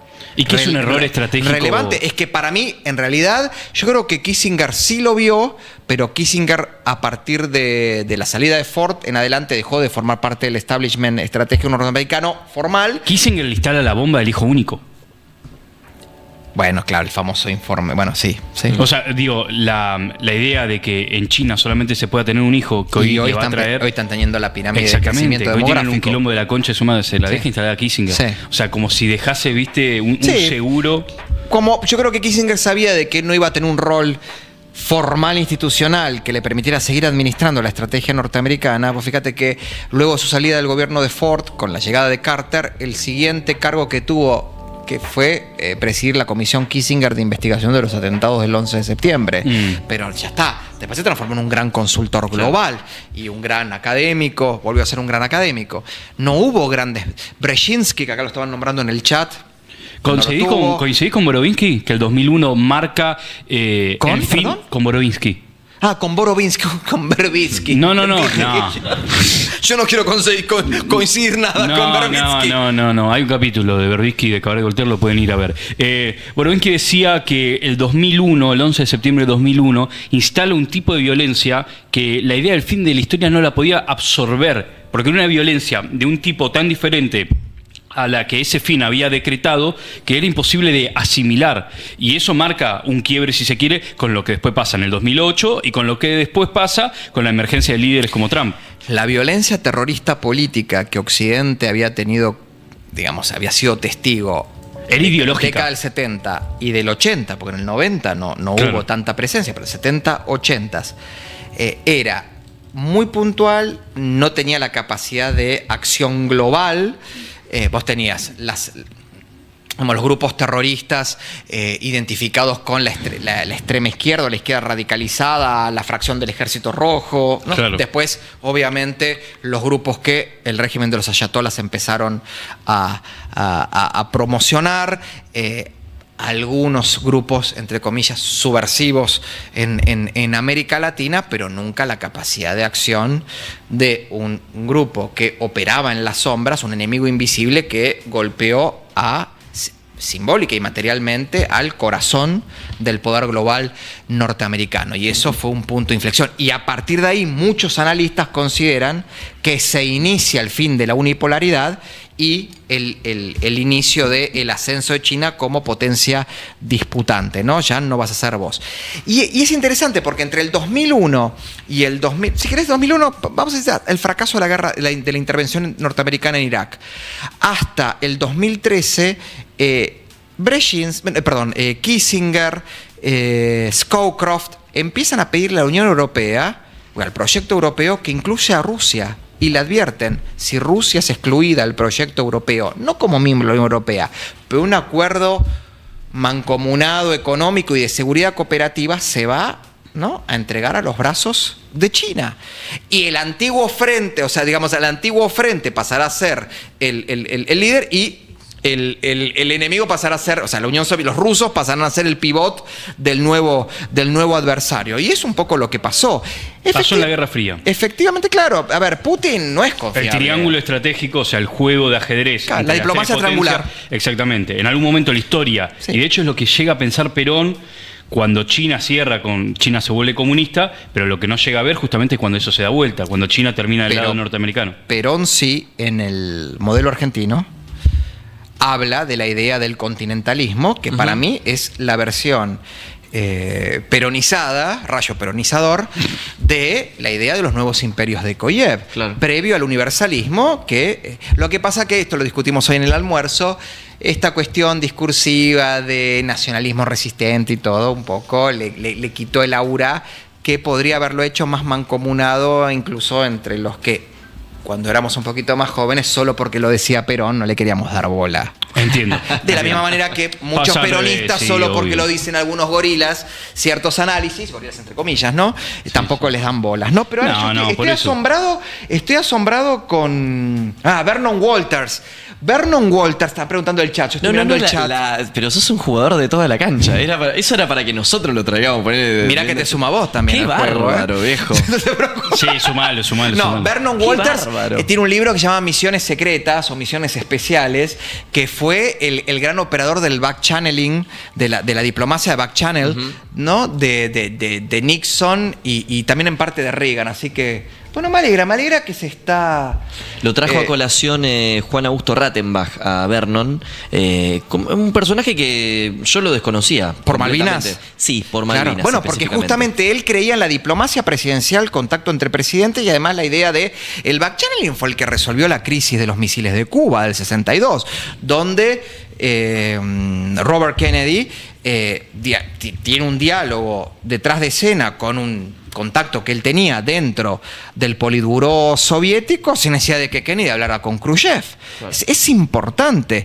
Pero bueno, somos seres humanos y somos perfectibles y falibles y hay que mucha sonrisa que estarán escribiendo. Mientras la producción va preparando el video también para contextualizar este momento de la historia, mandan mensajes, amigos. Dice, la ortodoxia sindical le manda saludo y abrazo al compañero Ciccarelli. Te dije que te ibas a ganar al público. Yo voy a sacar una foto como Cinde haciendo... Como Cinde, no, boludo. Soy una mezcla... Era Cinde, en esencia. No, bueno, pero ¿por qué con una foto como Cinde? Y para hacerlo divertido. Si querés me pongo a hablar como Norma Kennedy también. Bueno, conozco mucho la historia del peronismo. Conozco, mirá, yo aprendí sobre Hegel con Sebrelli gracias a Koyev, pero también con algunos escritos de Amelia Podetti. Mirá vos. La gran hegeliana de las cátedras nacionales. Mirá vos. Que había gente de derecha en las cátedras nacionales. Horacio González se bien el boludo y se olvidaba del padre Justino Farrell, de Abelenda, de Amelia Podetti. Amelia Podetti, además, una de las grandes instructoras del Papa Francisco. Claro. Que me gustaría... Ay, no, me estaba adelantando algo que me dijeron que después lo tengo que hacer. Lo de la pregunta... ¿Qué? Sí, no, falta. Perdón, bueno, no me desordenen. Escucha, el ponete programa. auriculares y veamos el video. Ustedes no saben la cara que hizo Cami, aparte de tipo de amenazante. Cami, vos sos muy estructurada. Entre amenazante y tierna ella siempre. Yo vine acompañado por un gran amigo mío, no lo voy a exponer porque si vos querés irte a descansar, andá porque vos estás madrugando. ¿Qué tenemos para ver ahora, Dire? A ver. Una parte y otros familiares cercanos en otra parte. Y la parte que está enfrente vivían otras dos familias que no eran como familias directas nuestras. Lo voy a narrar no sé por qué recordaba todo esto mucho más. Es un video de TikTok de un chino hablando en perfecto español donde cuenta dónde vivían sus abuelos y después muestra dónde vivía él. Lo que estamos hablando es entre dos generaciones un progreso material como nunca antes se vio. Eso es lo que teníamos para mostrarle. Entonces, a ver, mi pregunta es... A ver si, perdóname. Mi pregunta sería si el PC chino... ¿Qué pasa? ¿Querés vino? Ok, dale. No hay otro, ¿no? Perdóname porque... Ok. No, por favor. Déjatelo cerca. Gracias. No me está dando acidez. No, es un gran vino, es un gran vino. Un gran vino. Nosotros nos gusta recibir igual bien a las un personas. sólido, aunque sea un pedacito de pan, algo. Porque eso es lo que te pasó. Vos no después comiste, hay picada. Hay mucha. Sí. Claro, con razón le está pegando el vino. Y hay pan también. No, me está pero mira que yo me doy cuenta cuando me agarra dolor de cabeza. Te está pegando bien, estás brillando. Bueno, escuchame la pregunta que te tengo que hacer. Continuamos con el video contando las reacciones. No, yo no sé qué era. hago la pregunta. ¿El PC chino no demostró que la democracia liberal, en vez de una condición para el desarrollo, es un obstáculo? Te lo pregunto. Es una pregunta muy compleja. Si yo lo hago desde una postura con sesgo ideológico o preferencias, te voy a decir que efectivamente no.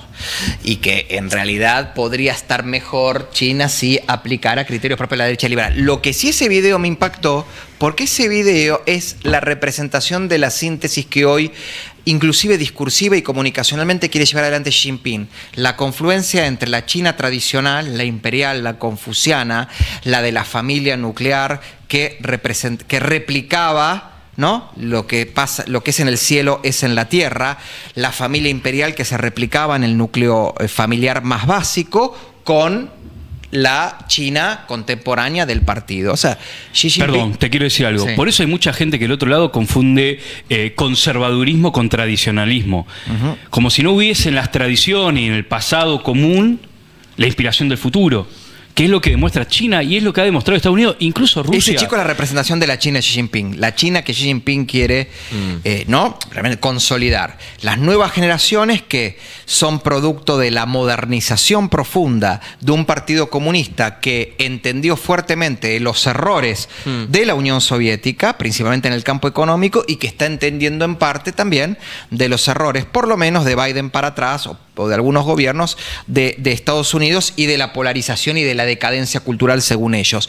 Con además la reivindicación de un pasado que durante la época de Mao era repudiado, la China imperial, y que ahora, vos fíjate que más que nada Hu Jintao, pero Xi Jinping, la idea de los institutos Confucio. Claro. ¿No? Mao en el proceso de desestalinización de la Unión Soviética habla de nihilismo de Estado. Entonces él cree, para que un pueblo alcance la trascendencia a partir de su Estado, necesita recuperar esas ideas, necesita recuperar eso. Y hay algo que me parece que muchas veces en este programa no se entiende esa diferencia. Una cosa es ser reaccionario, una cosa es ser conservador, y otra cosa ver en las tradiciones una promesa de futuro. Tommy, contestaste... Te quería contestar Sí. brevemente. Es impresionante que la misma fuerza política que tuvo un líder como Mao, que llevó adelante la revolución cultural, que para mí fue trágica y perversa, que principalmente buscó neutralizar cualquier tipo de disidencia y de pensamiento crítico, pero además la eliminación de todo vestigio de la cultura tradicional china. Por ejemplo, los guardias rojos que iban a la tumba de Confucio, a la supuesta tumba de Confucio, a mearla, o a romper, o sea, imprimían para después romper y quemar las analectas como un ritual, porque eso era reaccionario y desviacionista, ¿no? El famoso que florezcan 100.000 de flores para cuando levanten la cabeza degollarlos. Es el mismo partido que hoy tiene a Xi Jinping con la suma del poder público que no tuvo ni siquiera Mao, el jefe de Estado, secretario general del partido y presidente de la Comisión Militar Central, pero a su vez el que está reivindicando la tradición cultural, o sea, la cultura tradicional china, donde, por ejemplo, todas las instituciones culturales chinas que financian cine, series y literatura plantean dos ejes: mostrar la China imperial gloriosa o la China del 2100 en adelante, donde está a la vanguardia de la exploración espacial, de la conquista de nuevos planetas o de la principal línea de defensa frente a la invasión alienígena. Con una cultura norteamericana que en realidad está todo el día somos los hijos de puta, somos los malos, fuimos esclavistas, ¿no?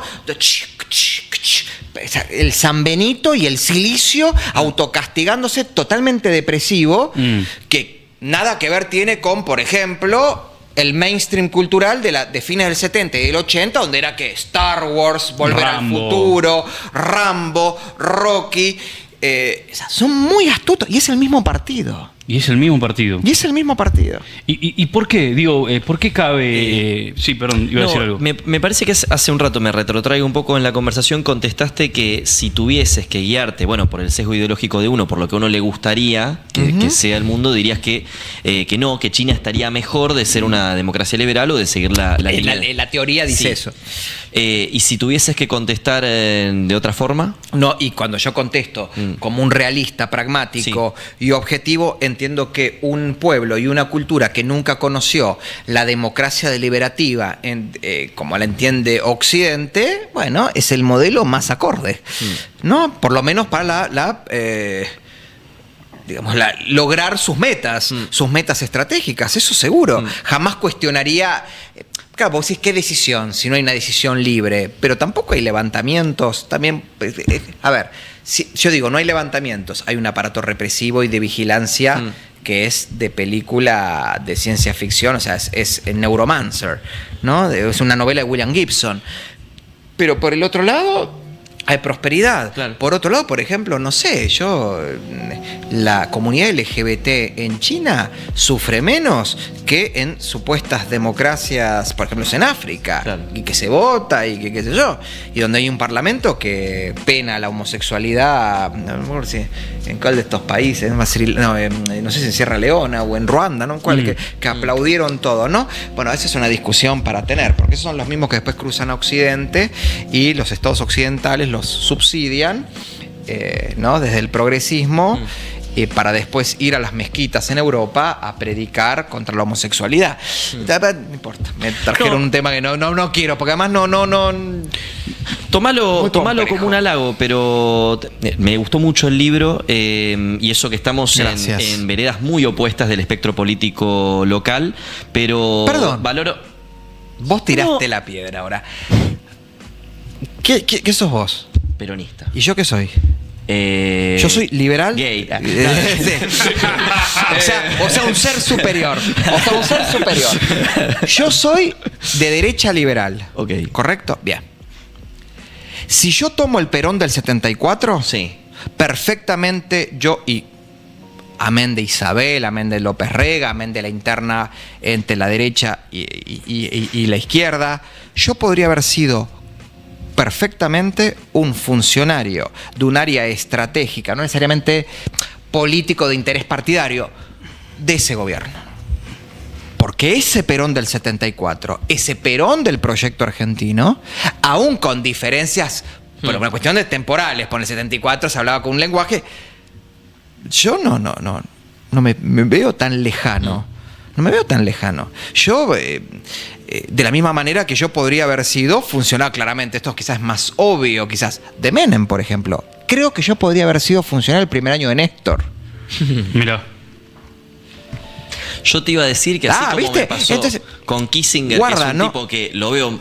Kissinger era adversario dentro del Partido Republicano de Nixon. Bueno, pero iba a decir que con lo lejos que uno puede estar en la arena política, tanto de Nixon como tuyo, me parece que sos muy honesto intelectualmente. El libro está bueno. A una persona que se quiere introducir en el estudio de todo esto, o que le interesa, que tiene, porque además tiene un lenguaje muy claro, se lo sugiero. Ay, gracias, te agradezco. Mi idea, bueno, te repito, es mi tercer libro publicado, mi cuarto libro escrito, porque causalmente mi primer libro es una biografía de Koyev.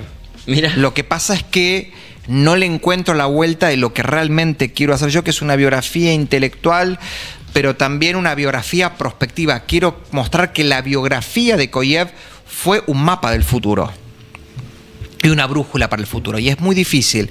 Está la biografía de Domenico Fred, la biografía de Marco Filoni, hay un libro de Boris Groys sobre Koyev, y no.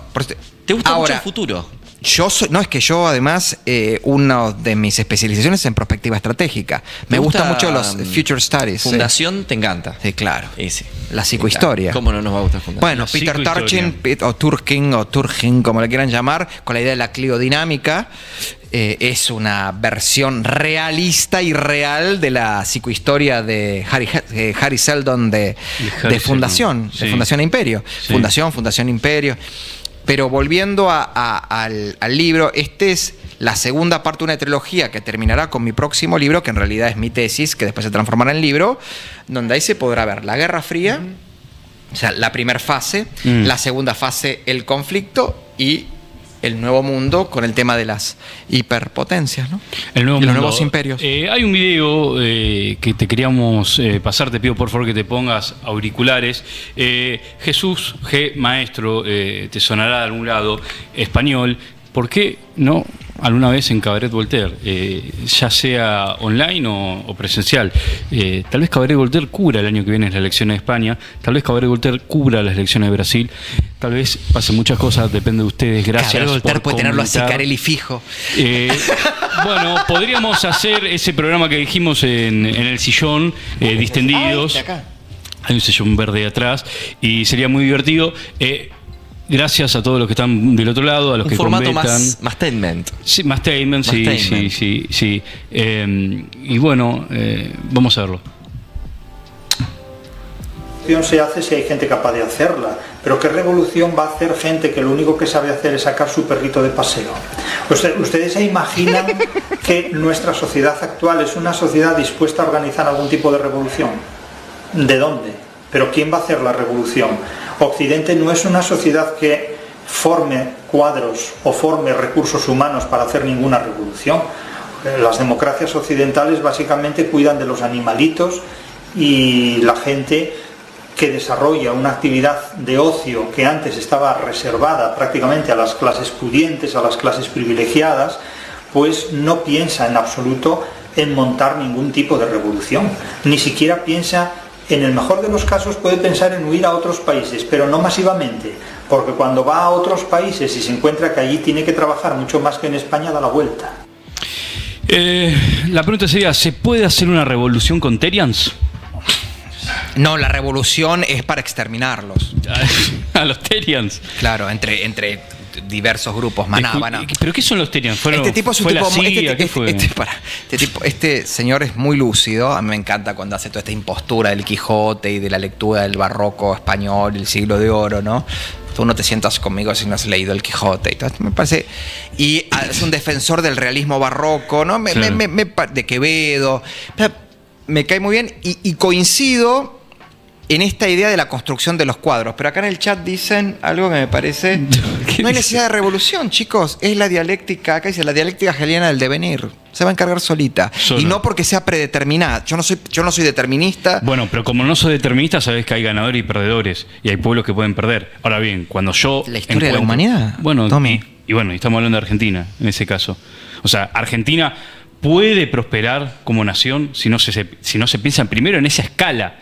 Porque de repente yo veo gente que piensa la política en términos individuales, en términos de búsquedas personales, ya sean narcisistas o de placer, pero ¿dónde está el proyecto de país? ¿Dónde está la grandeza de la nación? ¿Cómo se construye? Y cuando veo ejemplos en el mundo de pueblos que han prosperado, han sido pueblos que han estado dispuestos a sacrificar cosas. Desde el hedonismo el sacrificio es una mala palabra. Entonces, ¿cómo podemos conducir, si se quiere, filosóficamente o espiritualmente una nación? Yo lo único que te voy a decir es que, a mi humilde entender, y habiendo sido uno de los fundadores de Libertad Avanza, proyecto absolutamente traicionado y desvirtuado, más allá de lo que uno puede pensar sobre el liberalismo en términos políticos, económicos y culturales, el mileísmo y la oposición al mileísmo es la última expresión por estertores de lo viejo.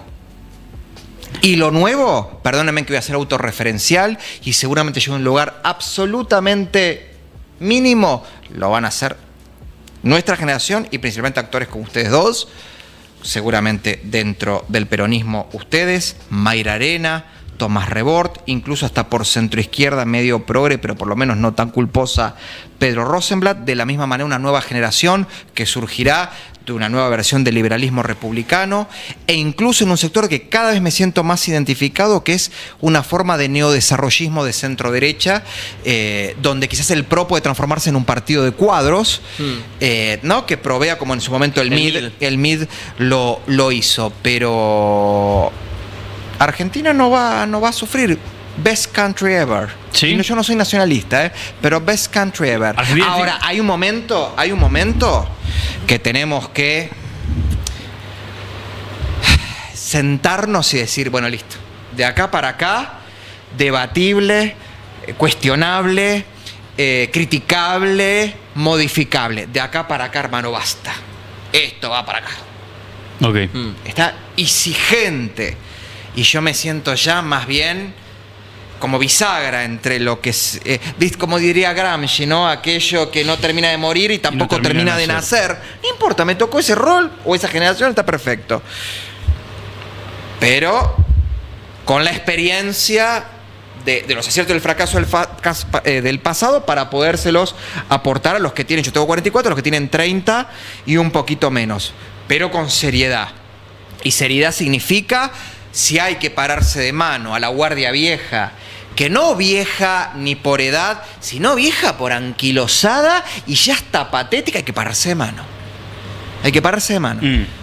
Yo, mi amigo es testigo. Hoy en la calle venía caminando, me paró un grupo de chicos que me vieron y yo me doy cuenta que no me saludan ni me piden la foto de cholulo, ni porque... Yo creo que mi único activo es que soy un tipo que aplica en sí mismo y en sus ideas permanentemente el pensamiento crítico, amén del complejo. Y soy el que más me estoy equivocando, hay que ir por acá, me tengo que ajustar en parte a los tiempos y también mantener de lo anterior lo que es bueno. O sea, no me autoconvenzo de las cosas. Y es jodidísimo. Primero porque pagás los costos de acá para afuera cuando te proyectás públicamente, porque te piden que te etiquetes, te piden que te ubiques en un lugar, ¿no?, de los dos bandos. Pero por el otro, de puertas para adentro, no dormís.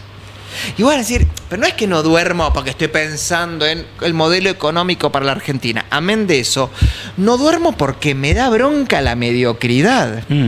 Me da bronca, y perdónenme, me da bronca que el Congreso de la Nación hoy tenga un cupo femenino enorme y sin embargo dos impresentables, Juliana Santillán y Florencia Cariñano, dos carreros, dos ordinarias, estén destruyendo la lucha centenaria de mujeres de un nivel que no se veía ni en Europa. ¿Alemón la sacás del grupo?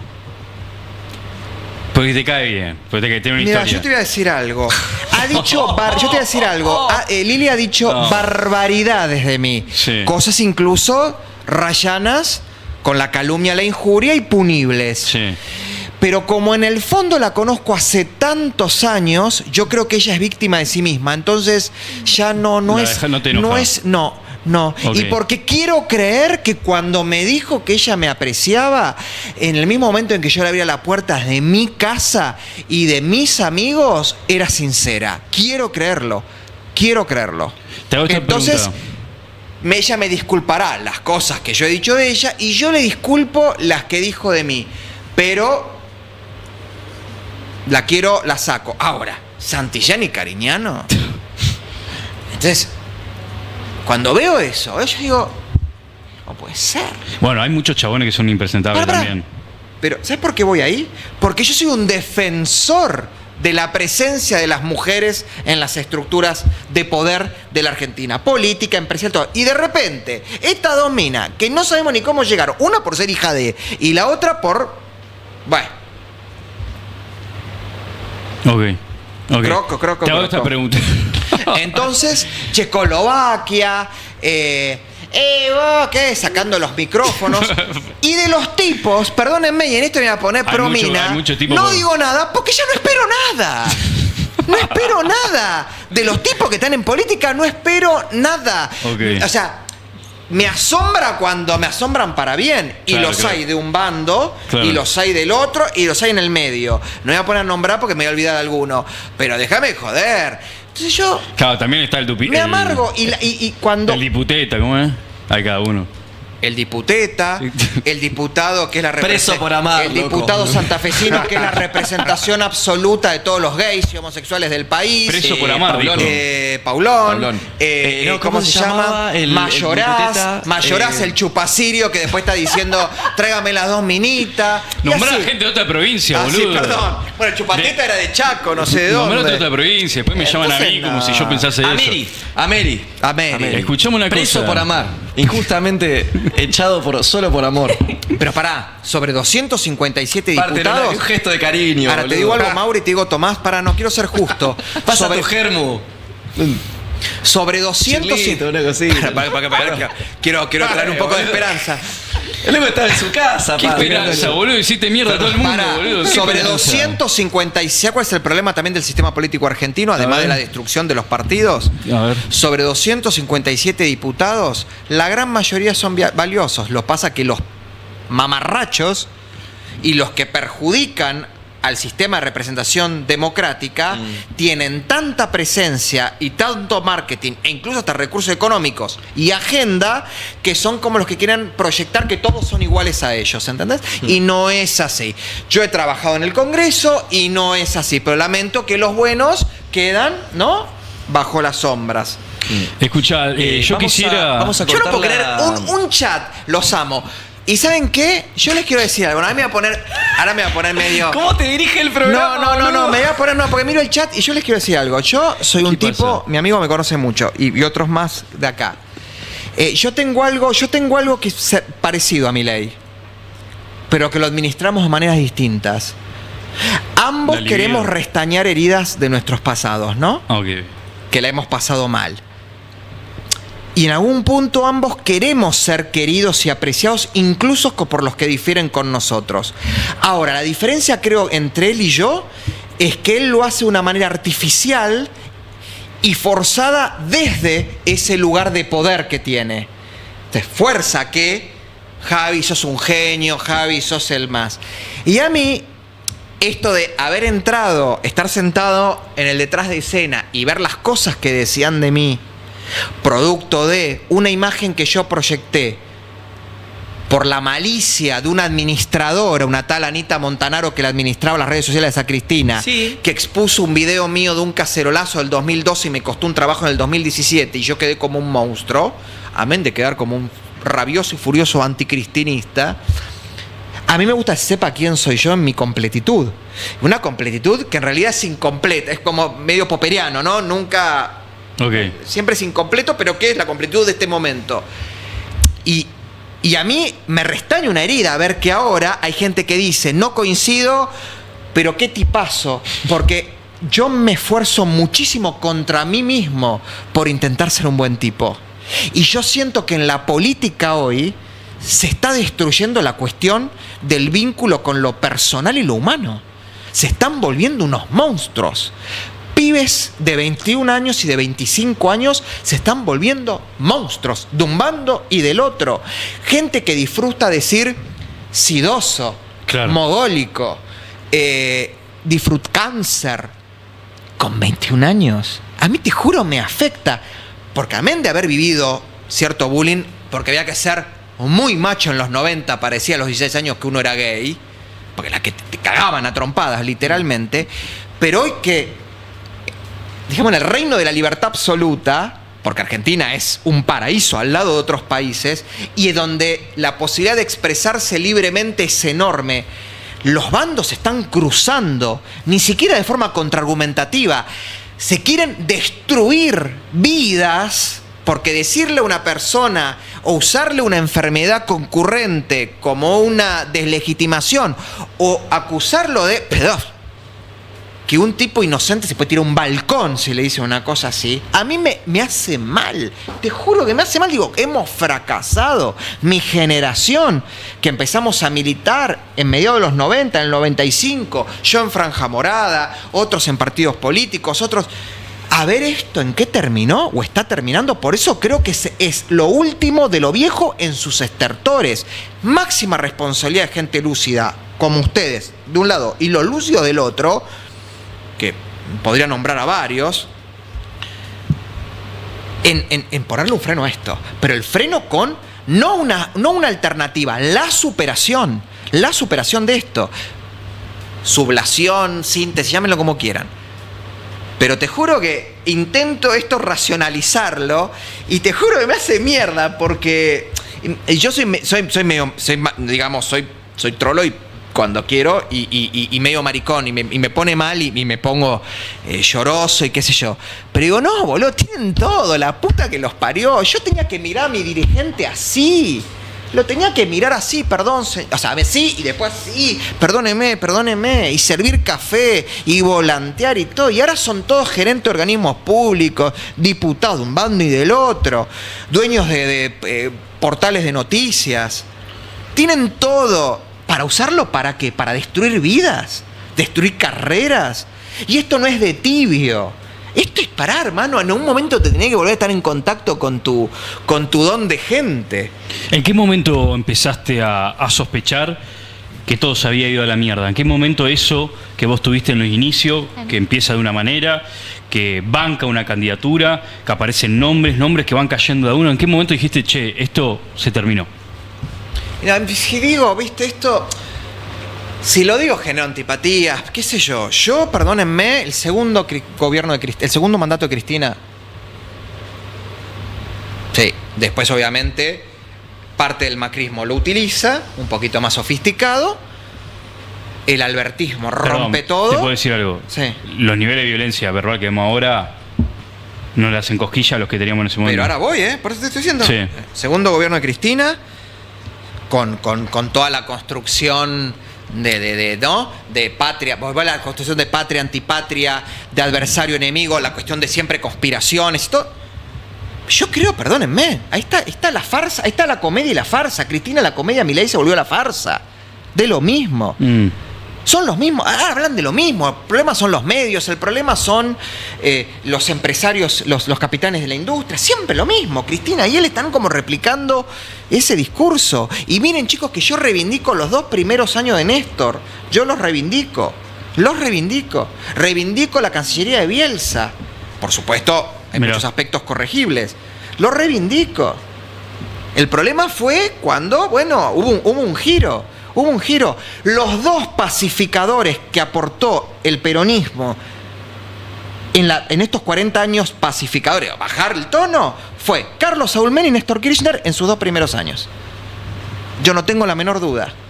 Los 2 mejores. Después, desgraciadamente, como todo, pues son perfectibles y el poder corrompe, ¿no? El poder absoluto corrompe absolutamente. Entonces, lo lamento, lo tengo que decir. Cristina, el marquismo-peñismo, el albertismo y el mileísmo, todo cuesta para abajo. Y esto, ¿no? ¿Qué autocrítica te harías vos o cómo te pensás vos mismo en esta emergencia de La Libertad Avanza? Porque cuando yo te preguntaba en qué momento se jodió, pensaba en esa experiencia, más que nada. En la que fuiste protagonista. El primer día que se sentó en el sillón de Rivadavia. ¿Vos ahí ya te arrepentiste? No. Perdón, te entendí mal la pregunta. Pensé cuando ellos, que ellos... No. Cuando vos pensaste, che, esto se fue a la mierda. Esto no es por lo que yo luché, lo que yo... Yo te voy a decir cuándo más me autocritiqué y empecé a romper ciertas ataduras. Es cuando yo seguía secuestrado de voto esto porque lo otro es peor. Y que es casi lo que le puede asegurar la reelección a Milei si la oposición no construye una alternativa, no construye un proyecto político por superación y no por alternativa, y no por diferenciación, sino por superación. Yo creo que cuando vi que ya Milei y su gobierno lo único que hacía era mantenerme cerca porque lo otro me resulta peor, hasta el fracaso absoluto de La Libertad Avanza. Absoluto. No tengo la menor duda. ¿Cuándo te fuiste vos? No, a mí me echaron en febrero del 23. Febrero del 23. Karina Milei por teléfono. Karina Milei por teléfono. ¿Qué sentiste? No te enojes, pero no quiero hablar. ¿No querés hablar? Eso es otro tema. Yo me sentí usado y para mí la amistad y confianza y respeto son valores. Yo soy criado en Villa Domínico, una familia de inmigrantes, clase trabajadora, donde la palabra familia, amigo, compañero de trabajo tiene el peso que corresponde. Y no cumplir o sea, no respetar ese peso es una infracción grave. Y este señor, con su hermana, que Dios los ayude y a mí no me desampare. Álvaro, tenemos todavía un poquito más de programa, pero antes de eso vamos a pasar ahora un teaser de cuál va a ser el de la semana que viene. Así que si quieren ponerse los auriculares durante un minutito. Quiero lío en las dioses. Quiero que se salga afuera.